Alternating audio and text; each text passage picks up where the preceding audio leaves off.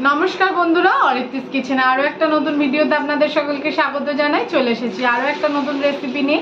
আজকে যে রেসিপিটি আপনাদের সঙ্গে শেয়ার করব সেটা হচ্ছে গঙ্গার বাছা মাছ আলু আর বেগুন দিয়ে কলা পাতায়। আমি আলু আর বেগুন দিয়ে বাছা মাছ কলা পাতায় কীভাবে দিই সবটাই আপনাদের সঙ্গে শেয়ার করব। তাহলে ভিডিওটা স্কিপ না করে পুরোটা দেখবেন।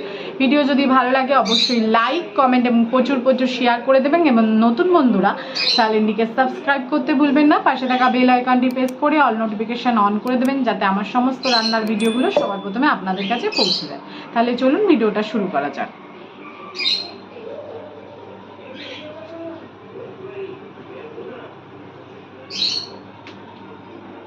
আমি এখানে বাছা মাছ কেটে পরিষ্কার করে ধুয়ে নিয়েছি, আর মাছে দেওয়ার আলু ছোট ছোট করে কুচিয়ে নিয়েছি, আর বেগুনগুলোকে আমি এরকম করে কেটে নিয়েছি। এবার আমি মাছটায় নুন হলুদ মাখিয়ে নেব। তাই মাছের উপরে আমি পরিমাণ মতন হলুদের গুঁড়ো দিয়ে দিচ্ছি,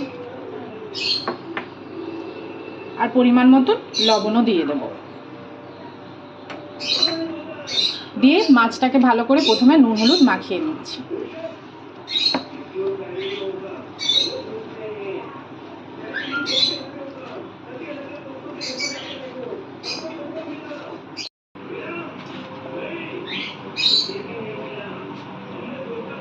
আমি ভালো করে মাছে নুন হলুদ লাগিয়ে নিয়েছি। এবার আমি একটা বড় পাত্রে আলু এবং বেগুন নিয়ে নিয়েছি। এটাকে এবার আমি ভালো করে মেখে নেব। তাই জন্য সবার প্রথমে আমি দিয়ে দিচ্ছি এর মধ্যে পরিমাণ মতন হলুদের গুঁড়ো, দিয়ে দিচ্ছি পরিমাণ মতন লবণ,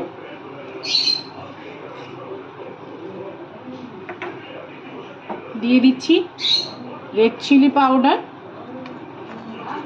এখানে আমি বড় চামচের 2 চামচ দিলাম। দিয়ে দিচ্ছি 2 চামচ জিরের গুঁড়ো,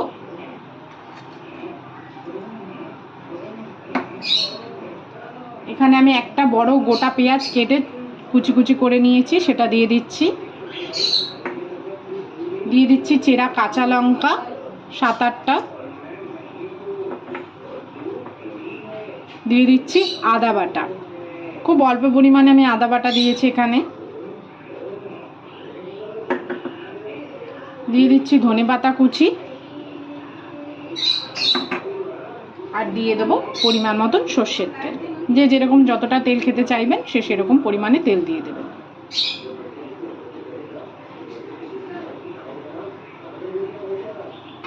কিছু দিয়ে দিয়েছি, এবার আমি ভালো করে এটাকে মেখে নেব। ভালো করে মেখে এটাকে আলু আর বেগুনটাকে একটু নরম করে নিতে হবে। যেমন ঠিক মাংস মাখেন সেরকম করেই এটাকে মাখতে হবে।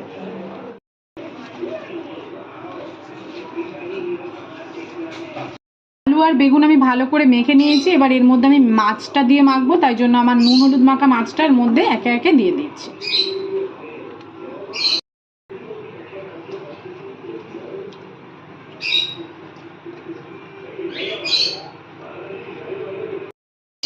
আমি উপর দিয়ে মাছ দিয়ে দিয়েছি। এবার এর উপর দিয়ে আমি আরেকটু সর্ষের তেল দিয়ে দেবো। এবার ভালো করে মেখে নেব সব কিছুর সঙ্গে।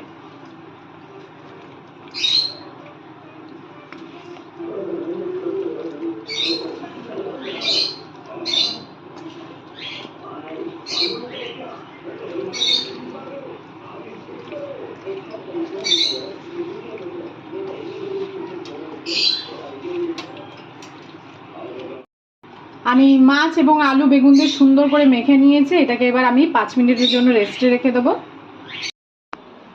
আমি এখানে বড় বড় 2টো কলা পাতা কেটে তার পাতার যে শুরুতে যে অংশটা সেটা কেটে নিয়েছি। এবার এটাকে আমি একটু পুড়িয়ে নেব পাতাটাকে।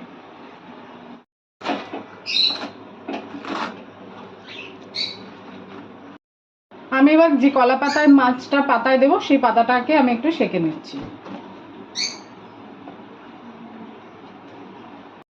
কড়াই বসিয়ে দিয়েছি, যে কড়াইতে করব। এবার কড়াইটা গরম হতে থাকুক, ততক্ষণ আমি আর একটা স্টেপ এগিয়ে গেলাম। আমি পাতাটাকে সেঁকে নিয়েছি, এর উপরে আমি সর্ষের তেল লাগিয়ে নিয়েছি।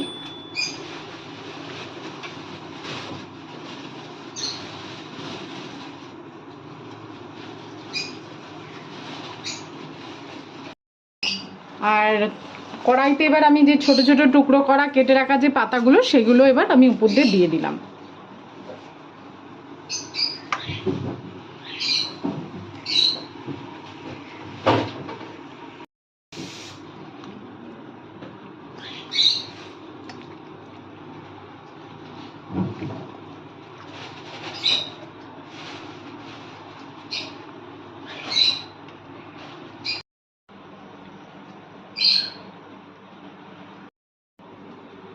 আর পাতাটা আমাদের আস্তে করে বসিয়ে দিতে হবে।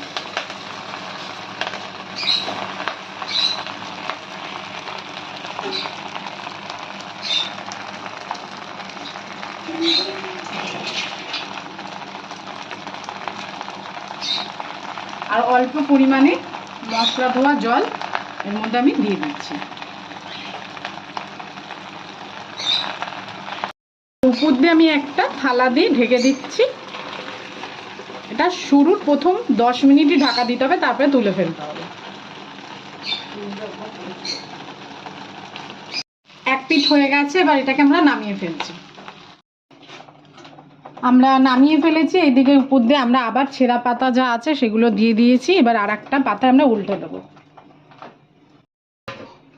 আমরা আর একটা পাতা নিয়ে নিয়েছি, এটাতে আমরাও তেল মাখিয়ে নিচ্ছি, সর্ষের তেল ভালো করে। আমরা আর একটা থালা নিয়ে নেব, নিয়ে পাতাটা থালার উপরে নেব।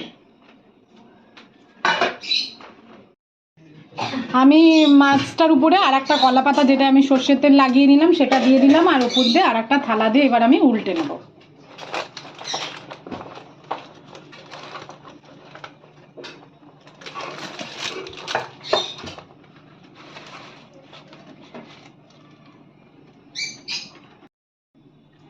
দেখুন আমাদের এক দিকটা পুরো হয়ে গেছে, যে দিকটা আমরা দিয়েছিলাম। এবার আমরা আর এক দিকটাও এবার করে নেব ভালোভাবে। মানে আস্তে করে আমরা বসিয়ে দিচ্ছি পাতাটা কড়াইতে।